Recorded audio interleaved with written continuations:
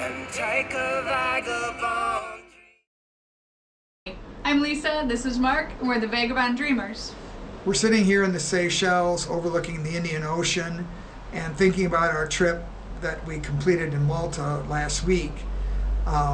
This was a really interesting island. We think we didn't know very much about it going into it, and we were assuming a lot of Americans don't know much about it either, but it has a fascinating history. We saw a lot of the island, both Malta itself and the neighboring island of Gozo, and we decided to talk about the 10 things that we did that we liked the best. And at the end, she's gonna pick 5, I'm gonna pick 5, and we'll take it from there. So why don't you start? I think Mark is absolutely correct. I don't think I could have picked out Malta on the map. I'd heard of it, knew that it existed, but didn't know where it was. So 6 days on Malta and Gozo, pretty amazing. I could move there. We stayed on the big island of Malta. And one of the adventures that we had was in Golden Bay, because we have to find a beach wherever we can if one's available. So Golden Bay was a great beach. We took the bus to the beach and spent the day. Started off very few people, and by the end of the day it was a party atmosphere. Really great environment, beautiful beach, wonderful temperature. Mark even got a little hike in. I did a hike on my own. The thing about Golden Bay is it's one of the few beaches on the island that actually has sand. There's so much of the island that it just goes rock, cliff, water.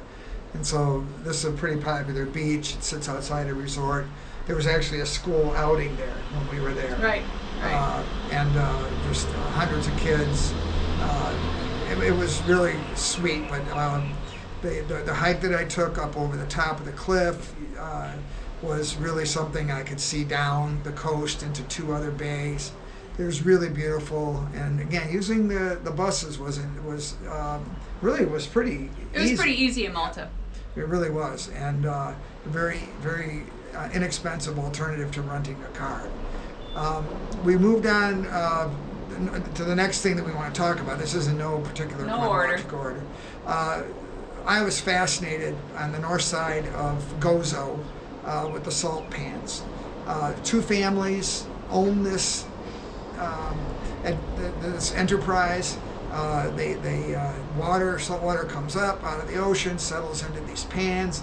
It evaporates. They scoop out the salt. They move it to these other pans where it dries some more, and then they package it up and they sell this all over the place. And the whole process to me was really fascinating. The fact that 2 families run the entire salt industry in Malta was pretty cool. Yeah, it was super cool. Lots of visual as we were driving across the coast in that area of these salt pans, and we got up close and personal and got to see them. It was very cool. And here's where you went on a hike of your own up away from the salt pans to those cliffs. Oh, I did, yeah. So there were some cliffs on the other side of the salt pans, and these cliffs were like sheer. I mean, it's all sandstone. Malta is made out of sandstone. The buildings are made out of sandstone. It's really unique. So not marble. Right? Not marble. Little less durable. But these cliffs, and obviously the pictures in the background are going to show that, but really slippery, and they just scooted right into the bay. I had to get out there and see it, and was glad I did, because the coastline was incredible. And you didn't know a word, but one day she'll tell you. One day she'll tell you about the 7-year-old who put her in her place when Lisa tried to help her out. But I was a little worried, but she had her own mind, as they do. So we're good. We took an ATV ride. One of our few touristy things that we did. It was an all-day adventure on Gozo. On Gozo, we saw really most of the island. Yeah. I had to drive this thing on the left side of the road, and probably the thing that was somewhat disappointing about the ATV ride was that it was all on city streets. Right. We really never got off-road for more than 100 yards or so. We've done a couple ATV rides in the past in different areas, and they were mostly off-roading through mud, through jungle, etc. So this is very different, but it was a really great way to see most of the island. So there was the positive side of the ATV. It was fun. And I had a good driver. Definitely fun. Yeah.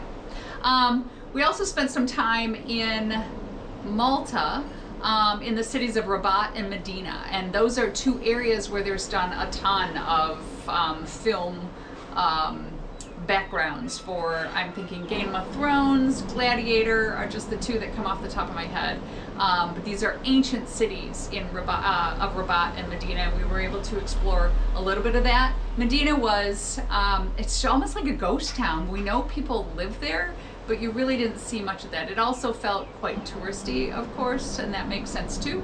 Outside of Mdina was a thriving city of Rabat, lots of places to eat, quaint places where they'll take you on a little tour. They had a beautiful park in Rabat, and the greenery vegetation on Malta, because it is just a giant rock, was really interesting and quite beautiful. Yeah, Mdina is, at least on the surface for me, very interesting because it's one of these places that has been around for a very long time and has changed hands. It was the center of the Knights Templar running the island, and magnificent churches and monasteries all throughout it. But it didn't seem as, I mean, it's super authentic, but it didn't seem that way because of all the sort of touristy things that they did. But well worth a quick stop there. Definitely. The War Museum in Valletta on Malta was really something. It's a somber excursion, I think. If you know anything about Malta's role in World War II, which I knew nothing about. So the museum was really, really informative, very sombering. I struggled with it, but yeah, as Mark said, really informative, really well done. Yeah, the Maltese refused to surrender. They were bombed relentlessly by the Germans and the Italians. There's a fascinating story in there about the attempt to get them a tanker full of oil. And out of 40-some convoy ships, like 6 made it, something like that. But they made it there. And at the end, the British government awarded them the Cross of St. George, very highest honor you can give for the people of Malta to not surrender. Had they surrendered, the war, certainly the war and the attack on Italy and the Desert Wars would have gone much differently.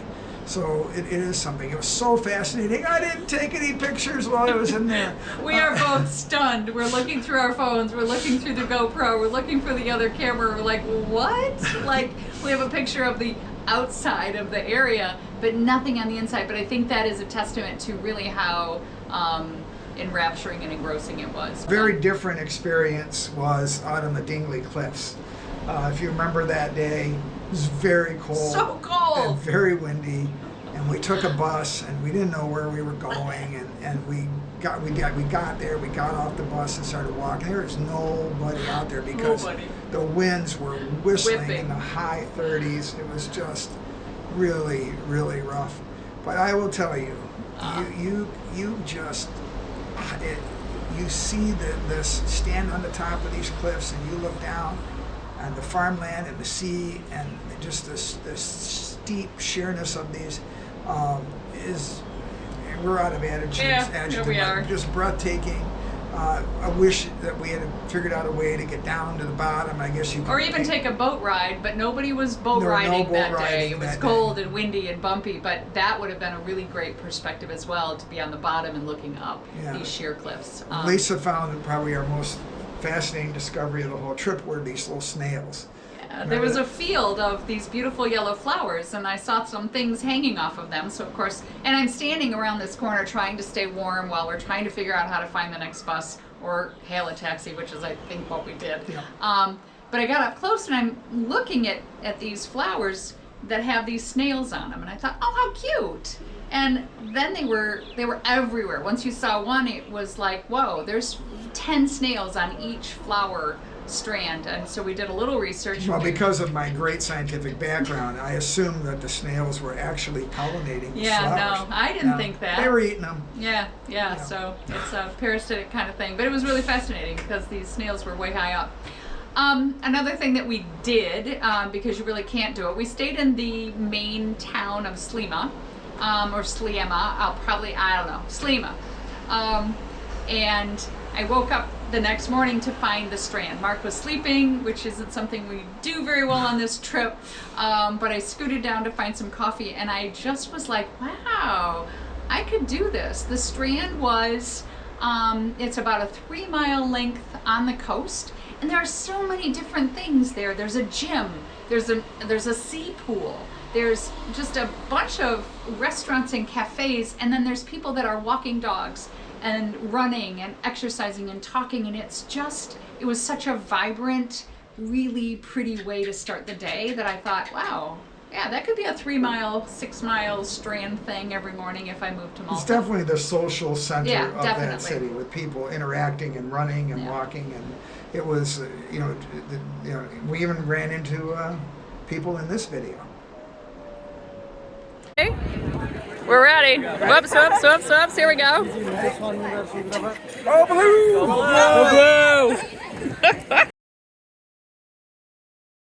Also headed up to Valletta. Valletta is the old city. There's always an old city in these old countries. So Valletta was super interesting. We had to take a ferry boat to Valletta. Didn't have to. You could take a cab, but we took the ferry boat because it was cheap and fun. And a great way to get there. And when you get off the ferry, there's Valletta right there. It's walled city. And we spent a couple hours walking through, that's where the War Memorial was as well, or the War Museum. But the streets of Valletta are just so cool. And people live there. They actively live there, and there's festivals that take place, and there's government offices, and there's churches, and there's everything that you would find in a city. And yet it felt like such an old city, but so very vibrant in the food. The food all through Malta and Gozo was amazing. Well, to call it the old city is probably a misnomer, because it is the city. It was. It's been around for a very long time. The Germans and Italians, as we mentioned, bombed it relentlessly, and instead of deciding to just modernize it, Malta decided to restore it, and they rebuilt from a lot of the rubble to make this the way it was before the war. I remember walking up.